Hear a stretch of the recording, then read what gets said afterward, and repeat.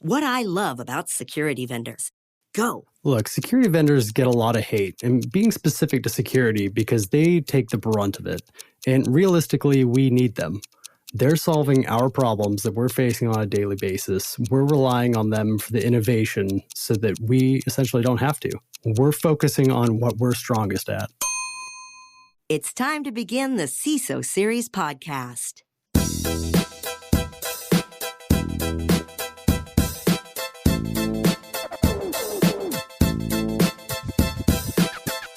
Welcome to the CISO Series podcast. My name is David Spark. I'm the producer of the CISO Series, and joining me as my co-host for this very episode, you know him, you have to love him. You have no choice in the matter. His name is Andy Ellis. He's the operating partner over at Wild Ventures. Andy, say hello to the audience. Good morning, or depending on when you are listening to this, good afternoon, good evening, or good night. He wants to make sure he addresses all listeners.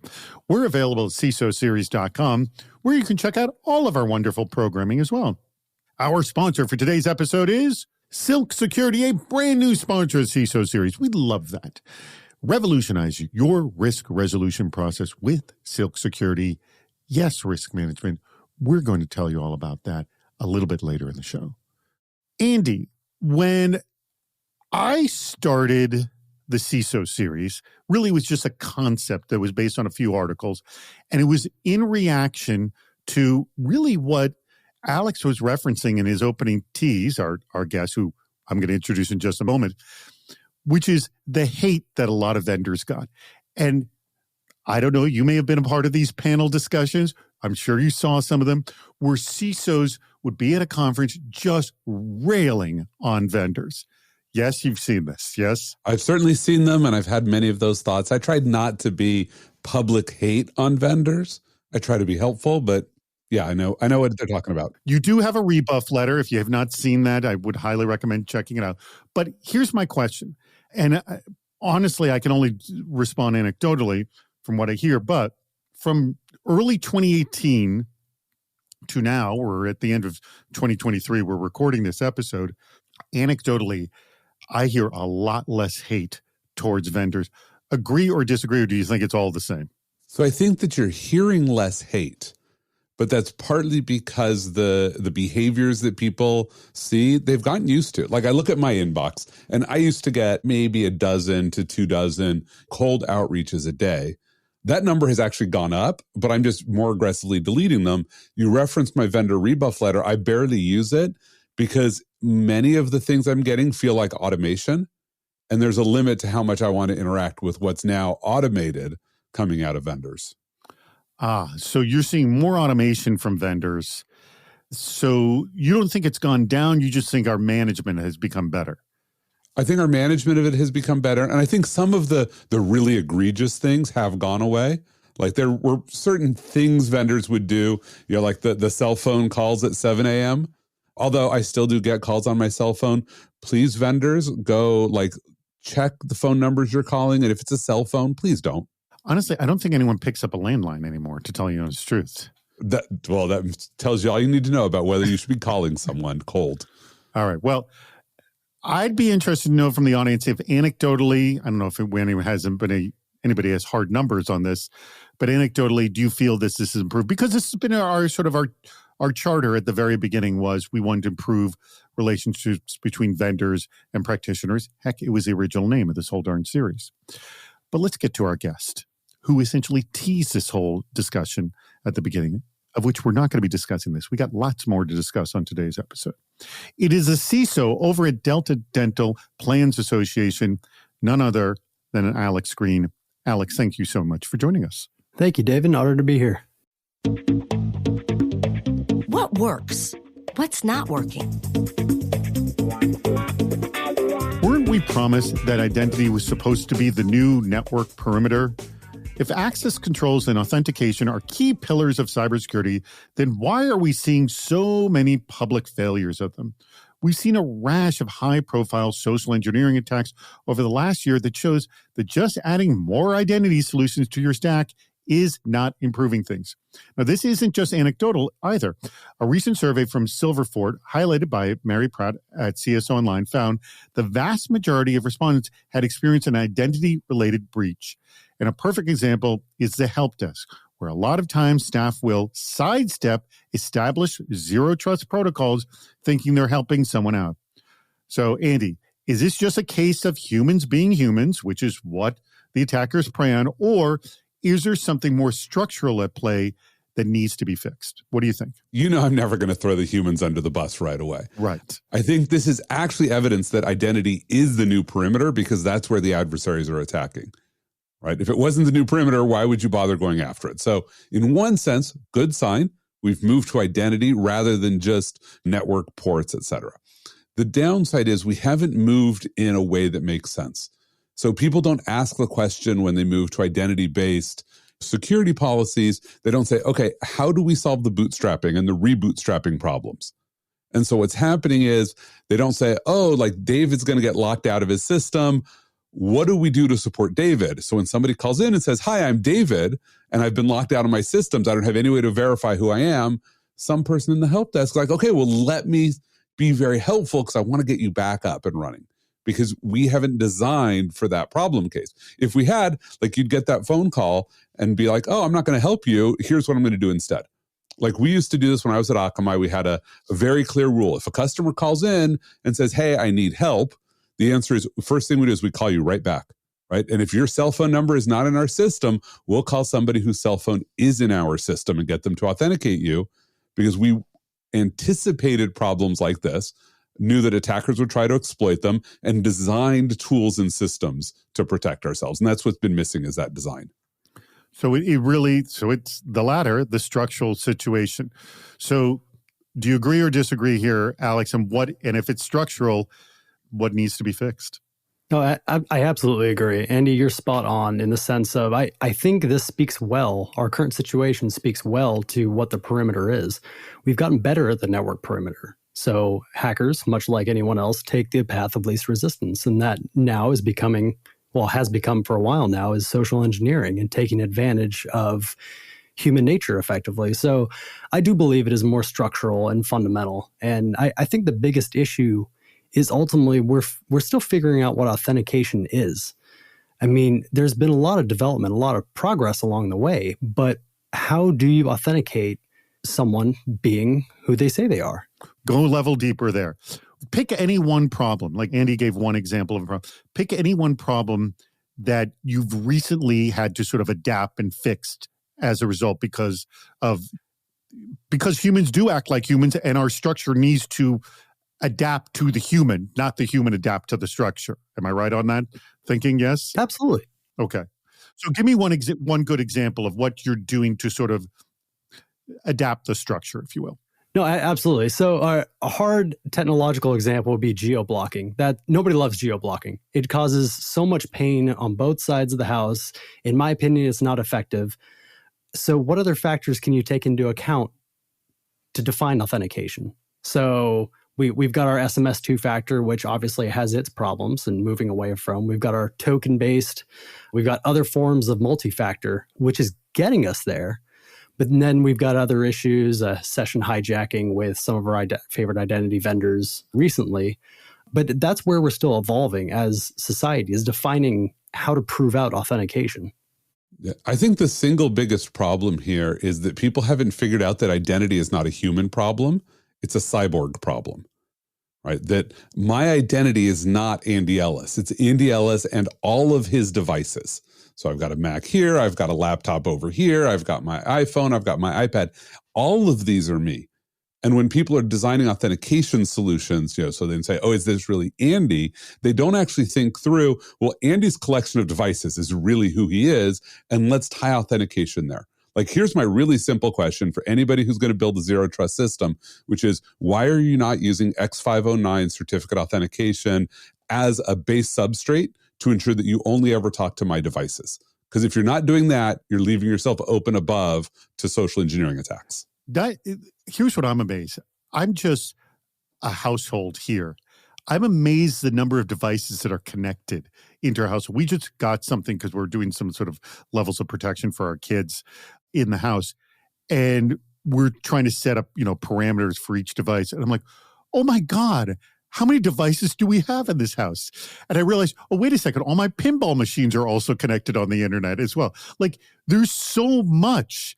And you don't realize it, even your own home, how much you have. We have so many devices in this house that we have loaner laptops and loaner iPhones. What's the motivation to do this? When you're working with a small security team, what skills are essential for keeping in-house and what can you outsource? Now, this was a question that came up on the CISO series recent AMA that we hosted on the cybersecurity subreddit. And essentially we were asking, these were all people who were running 1 to 3 person security teams. So it was and they were supporting hundreds, if not thousands of people with that lean a security team. So Howard Holton, CTO of GigaOM, provided the litmus test for what to take on and what to outsource. So 2 questions. 1, does the task have significant benefit from tribal knowledge? If so, you should own it internally. And 2, does the task benefit from breadth of knowledge and awareness? If number 1 is a no, and this is a yes, then outsource. So Alex, do you agree? And if so, can you provide some examples of these types of tasks where you said, we're going to outsource this? No, we're going to take it in. I definitely agree. I think those 2 points are a really good place to start for understanding between the two on what to keep internally and what to send outside. Now, I think one of the core examples, I'll start with number 2, is pen testing. And that's a good example of something that's really expensive to insource. And realistically, for the amount of time you spend pen testing an organization, that's usually much better to outsource.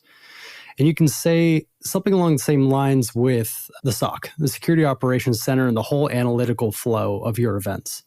So I'll jump back to number 1 in the sense that it definitely benefits from tribal knowledge, from understanding the interconnectivity of your systems and network.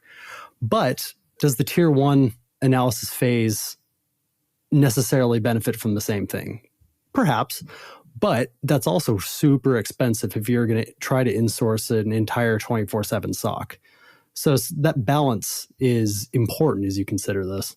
So getting a little taste of the SOC is necessary for understanding network activity is what you're saying, but maybe not doing the whole job. Well, I think the more advanced capabilities of your incident response analyst is going to absolutely require that tribal knowledge. And that's why you generally don't outsource your tier 3. Right. But taking that initial look and saying, was this SQL injection attack actually malicious or was it successful? That doesn't always need the tribal knowledge. That's a very good point. All right, Andy, what do you think of these 2? And by the way, excellent examples right here, Alex. What do you think of these 2 sort of litmus tests that Howard puts out? I think these are a fine first start. I think I would add in, there's sort of 2 different sorts of things that you outsource. And I think Alex did a great job of giving very different examples, right? One is something that's very transactional. Like, oh, I need a pen test done. And if the cost of setting up and closing the transaction is low compared to the cost of doing the transaction, then outsource it, right? Pen test, I can scope it. I can tell you exactly what I need. You go do some work, you hand it back to me, I check it, I'm good, right? But if I've got to be micromanaging it, I might as well be micromanaging somebody who works for me. I'm not getting the real benefit of outsourcing, which is using someone else's staff. You're functionally just, at that point, a contractor working for me. But that then takes you to the other end, which is this a task that the knowledge you need, you do not need that much of, right? So if you say, okay, I need to have half of an FTE working on a project, but it's specialized knowledge that I don't need for anything else, you might think about outsourcing that. If I needed 7 FTE doing it, I might want to think about insourcing it at this point because I want to turn that into tribal knowledge. And that's, I think, the challenge with using this, does it benefit from tribal knowledge as the first litmus test, which is, do you want to use this to develop your in-house corporate knowledge and expertise? I like the transactional point. That's a good, succinct definition of what to consider here. Let me throw this question out to both of you. Many of the things that you want to outsource could actually be great learning potential for especially green people. Do you find sometimes that outsourcing too much can actually hamper your ability to train your own staff. Either one of you jump in on this. Absolutely. And I think that's where the budget balance comes back into play. I mean, in a lot of cases, yes, I would much rather build that from the ground up internally and have that flow of education and build-up of knowledge within the team. But that, from my experience, is not always practical, especially for smaller organizations. Good point. Andy? Yeah, no, I'm absolutely with Alex here. I think he's the comment of you want to have tier 3 of your SOC in-house, but the question is, if you don't have tier 1 or tier 2 in-house, how do you plan on replacing tier 3 when it's time for them to move on?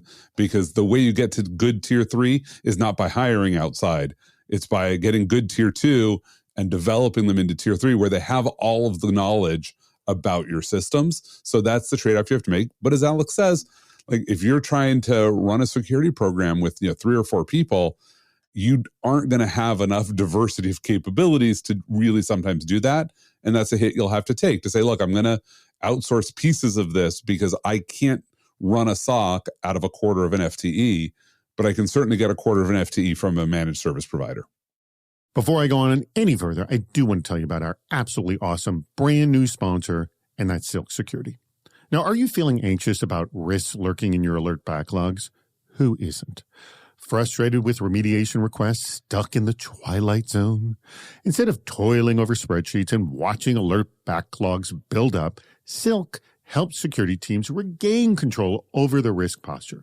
Now, designed with the security practitioner in mind, Silk consolidates and contextualizes all of your vulnerabilities, misconfigurations, and AppSec findings across your IT footprint and assets, so you can quickly focus on the most urgent risks to your environment and business. So Silk then automates the assigning the right remediation recommendation to the right owner. That is key. And they do this through the right workflow tool as well. Also key. Now, using AI and environmental analysis, Silk's predictive ownership assignment eliminates the time suck of back and forth emailing to identify asset and remediation owners. So with Silk's centralized reporting and ticketing integrations, there's no more logging into multiple systems to create a ticket for asset owners and track down remediation or exception request status. So security teams get visibility in one place across all remediation tasks by team, by remediation category, and then can easily communicate with stakeholders through a single dashboard to provide guidance or keep track of exception requests. Security teams get to both resolve more critical cyber risks in a fraction of the time with Silk. And they shift organizational dynamics through a comprehensive remediation lifecycle for better accountability and transparency. Kind of sounds like the best of all worlds here, doesn't it? You want to learn more, don't you? So why not check out what they're doing? Go to silk.security. That's SILK.security. It's time to play What's Worse? All right, Alex, you're familiar with this game, correct? I am. And I didn't even know you were going to come up with that great opening for us. But this What's Worse has to do with sales tactics and about... But I thought you said we weren't going to talk about sales tactics on this show. We are going to, actually. So what's worse, being misled about your what's worse, so you're surprised? I was misled. We are actually going to talk about it in the What's Worse. And this comes from George Strasburger of SG Computers. By the way, I make Andy answer first so you can agree or disagree with Andy. And we have 3 scenarios here. Quick scenarios. These are... George had created a giant setup to this, but it didn't need all this. I'm just jumping to the 3 different What's Worse scenarios. Okay. And again, all sales tactics. Number 1, and you have to tell me which is the worst of these 3 sales tactics. The bait and switch tactic of a vendor replacing a great established relationship with a salesperson with an overzealous sales guy who disregards security staff input, avoids answering questions, and aggressively pushes a contract. Not good. That's scenario number 1. Number 2, dealing with a vendor who refuses to provide pricing on a product without delivering a full sales pitch, which is essentially the same as every other pitch. So you got to go through that nonsense. Or the very last, when requesting a demo from the sales team, it takes months to receive the demo and a quote. Which of these 3 is worse, Andy? So all of these are pretty normal. So it's usually when we play what's worse, they're really fantastical scenarios. Things that are really off the wall. And I was waiting for like the really off the wall thing. No, none of these are off the wall. And here's my take. The first one is annoying, and you see this happen all the time because many companies don't understand the difference between hunters and farmers. So like your hunters are the ones who land new logos, and then you hand them over to farmers often to manage them. And sometimes when a hunter leaves, you don't cleverly move their portfolio to the farmer, and you bring in this new hunter, and the hunter's like, oh, I got to land more stuff. You're like, dude, we've got a contract. Like all you need to do is answer our questions. We've got a great relationship. Let's just manage that. So that one's annoying. It's a little bit bad. So the second one, the enterprise pricing, like that's a norm. And the reason for that often is that vendors have to be able to give sort of variable pricing. Price discrimination is real. If I'm going to buy like 50 license, that's very different than somebody who needs to buy 10,000 licenses. And you can't just hand over a rate card. Like it's really ugly. It's nasty. The worst part of that scenario is where they like don't give a good sales pitch. So it's like, oh, I'm going to give you my standard sales pitch that says we do enterprise security and make you safe, and I don't know what your product is. That's often a norm. But the real what's worse for me is going to be the third one of I asked you for a demo. Give me a demo quickly. Like there should be a video recorded demo on your website that I can just go look at. Which, by the way, that's why we started the Capture the CISO show. Right. Capture the CISO is all about that. It doesn't have to be the full-blown go into everything, but you should have a less than 10-minute demo that walks me through the major components of your product so I can see what's going on. And then if I need the personalized demo, you'll jump in. And then, yes, it might take a month or two to do paperwork for a proof of concept. But that's the worst tactic in that it's going to hurt you the most. The first two are not going to hurt you as much as this third one is. Because if you've got somebody who's interested in a demo and it takes months to get there, you're burning somebody because they'll say you don't care about customers. All right. So you think number 3 scenario is worse. All right. Alex, do you agree or disagree? But why, by the way, it's the worst for the vendor. Sorry, Andy, just coming back to you. It's worse for the vendor and for you, for both parties. Yeah, it's worse for both. Like for the CISO, you're wasting my time. For the vendor, you're wasting your time. Exactly. All right. Agree or disagree here, Alex, about the worst scenario? Yeah, so I'm going to disagree. From the vendor standpoint, I agree. I think the number 3 is the worst for your potential customers. But from the CISO perspective, I'm going with number 1. Yeah. I mean, number 3 is not good. It's pretty bad. Just to remind everyone, that's your great relation gets replaced essentially with someone you don't like. This person disregards security staff input, avoids answering questions, and aggressively just pushes the contract. Yeah. So number 3 is really frustrating. Number 2, I understand there's a degree of necessary evil there. They have to show you something before throwing numbers at you. But the number 1 is you have tried to establish a relationship, a partnership with the vendor. You've invested the time into that. And then suddenly it's for nothing or for something completely different than what you were hoping for or what you expected. So I'm picking number 1 as purely it has wasted a lot more of my time than the other 2. Good answers for both. And I'm going to respect the disagreement, but and we don't get to change the scenario. So from a scenario perspective, I respect where Alex is, but if you're the CISO in this condition, you just call, especially if it's a smaller security company, you just call up the chief revenue officer or the head of sales for whatever geo region you're in, and you just say, I can't work with the sales rep anymore. They're nowhere near as good as my last person. What do you want to do about it? And just stop right there. Let them solve the problem for you. Like that's one of the reasons why I didn't mark it as much worse. I'm like, this one is easy to solve.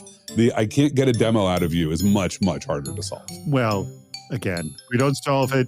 Don't fight the... No, I'm not fighting. This is just actionable advice for our listeners that if you get into that scenario, here's what you do. Every now and then we give actual advice to our listeners. It happens. Yeah, once in a while.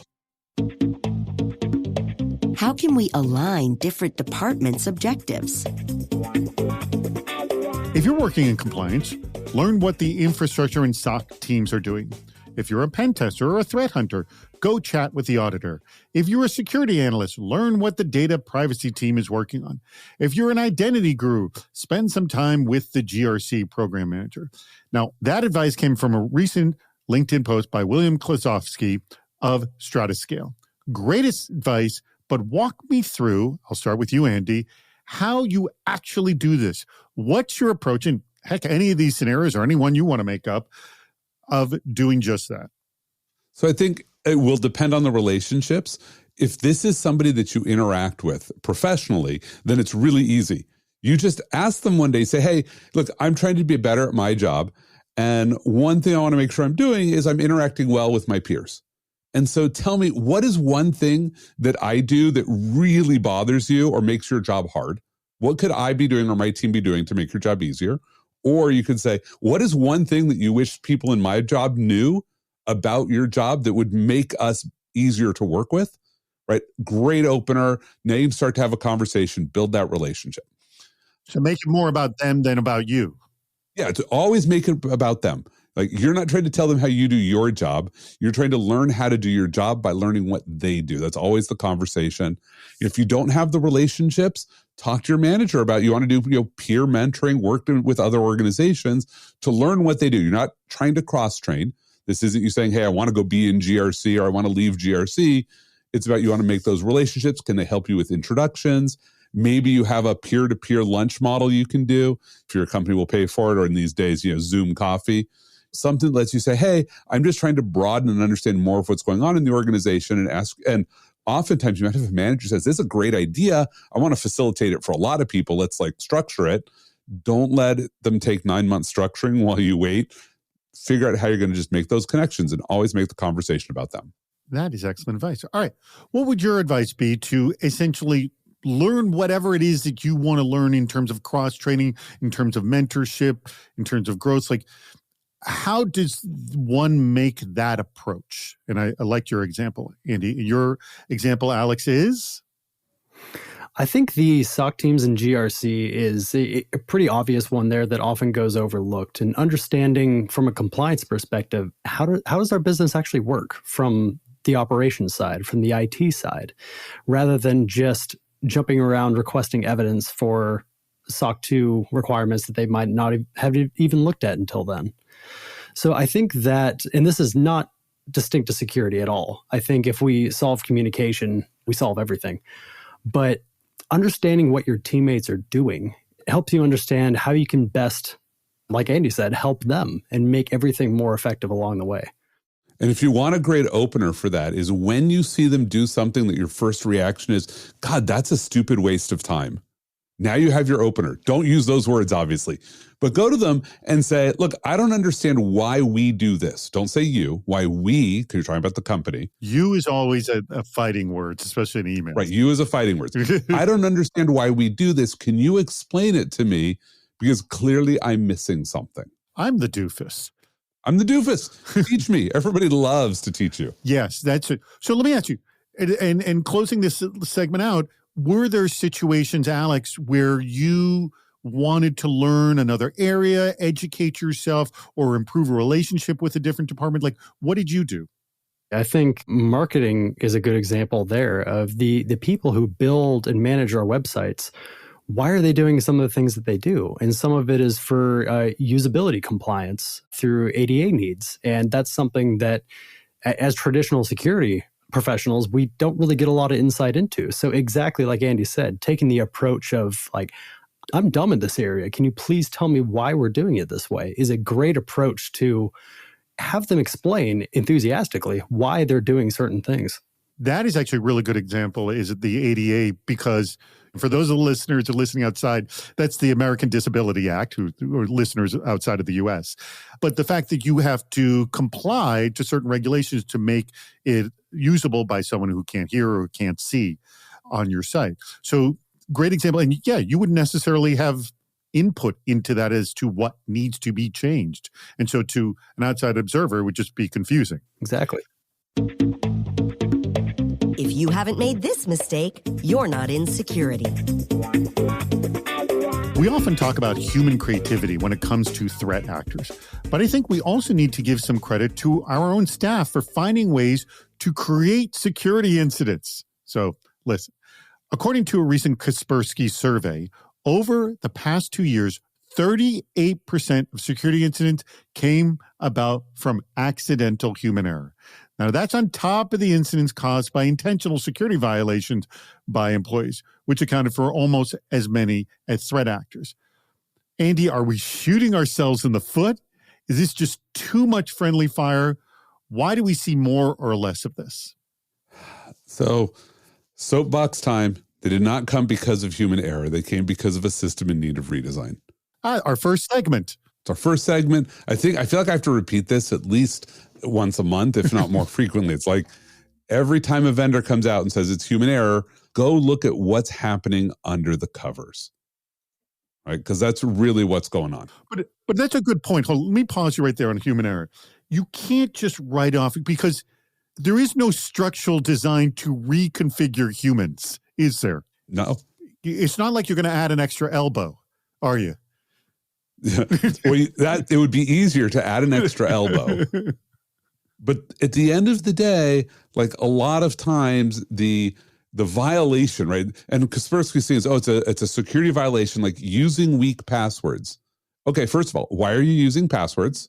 I just want to put a plug for every one of the passwordless vendors out there and for Zero Trust. Like passwords, stop. Enterprises should not be using passwords if they can get away with it. Like I understand on the consumer side, you need passwords, but this is a choice that you made. If you are breached because of a weak password of one of your employees, you do not get to blame the employee for that. End of story. And that was the top one on their list. And then visiting unsecured website. If you cannot use a browser and go to any site on the web and have that be a safe experience, that's a browser configuration problem, not a user problem. Right. Good point. And those are the top two. Yeah, so it's interesting. The stats are very much blaming something on users, which shouldn't be blamed. So these are rather skewed statistics. Right. And then the third one was using third-party data files, data sharing platforms. Like, okay, how many of those, what percentage of those were I needed to share data with a third party, but I couldn't email it because you don't let me send a PowerPoint file above a big certain size because your antivirus can't scan it, and you don't give me a way to do file sharing, so I had to use a third-party file share. Like, boom, that's not the user's problem. The user was getting the job done. You did not have a secure way for them to get the job done. Alex. Andy, I think you're my new best friend. I mean, seriously, it all comes back down to what we first talked about, and that's the ease of use. And I mean, I'm going to relate this to military tactics, but the path of least resistance, the user is going to try and do their job. They can't remain vigilant 100% of the time. No one can.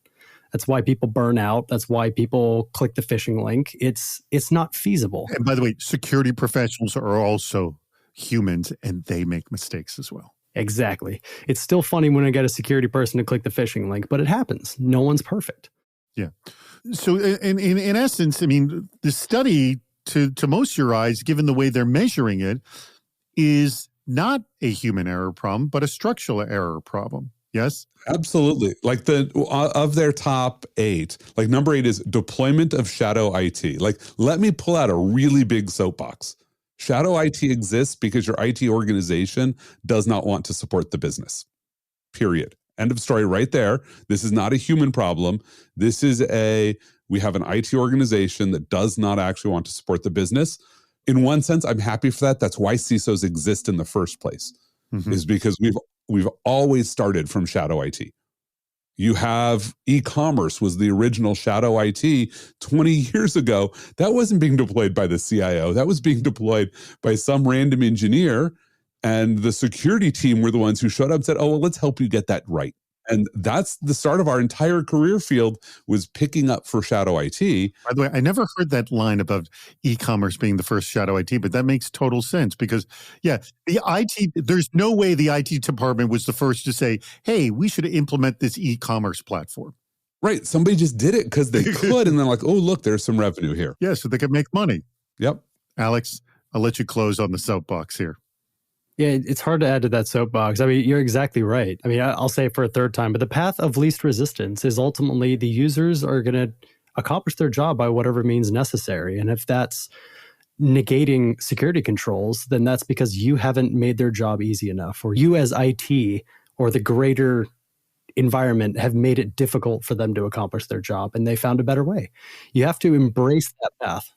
And I'll bring it again full circle. The segment we did just before this talked about this very thing. if you just interview your users about what they want to do their job better, you could find out and there would be no shadow IT. Honestly, if everyone was interviewing everybody to figure out and understood day to day what they do, no one would have to deploy their own solution. Exactly. Back to communication. Yep. Just talk to each other, everybody. Get out of your silos. Awesome, Alex. Thank you so much for an awesome episode of the CISO series podcast. I want to thank our sponsor, Silk Security. They're at silk.security, SILK.security. Get better management of your entire remediation process, the vulnerabilities, and get some accountability and understand your risk profile with Silk Security. Andy, any last thoughts on today's discussion? I really love whenever we get to talk about how it's not the humans' fault and stop blaming them. Yes, let's stop blaming the humans. Alex, any last thoughts on today's conversation? Anything wonderful at Delta Dental we should all know about? Oh, this was a great conversation. Thank you. I mean, ultimately, all the topics we discussed today are exactly what we all need to be working towards, making it easier, and through that path, we'll make it more secure. And should we all floss? Yes, absolutely do that. Okay, good. All right. Thank you very much, Alex. Thank you very much, Andy. And thank you to our audience. We greatly appreciate your contributions and for listening to the CISO Series podcast. That wraps up another episode. If you haven't subscribed to the podcast, please do. We have lots more shows on our website, CISOseries.com. Please join us on Fridays for our live shows, Super Cyber Friday, our virtual meetup, and Cybersecurity Headlines Week in Review. This show thrives on your input. Go to the Participate menu on our site for plenty of ways to get involved, including recording a question or a comment for the show. If you're interested in sponsoring the podcast, contact David Spark directly at david@cisoseries.com. Thank you for listening to the CISO Series podcast.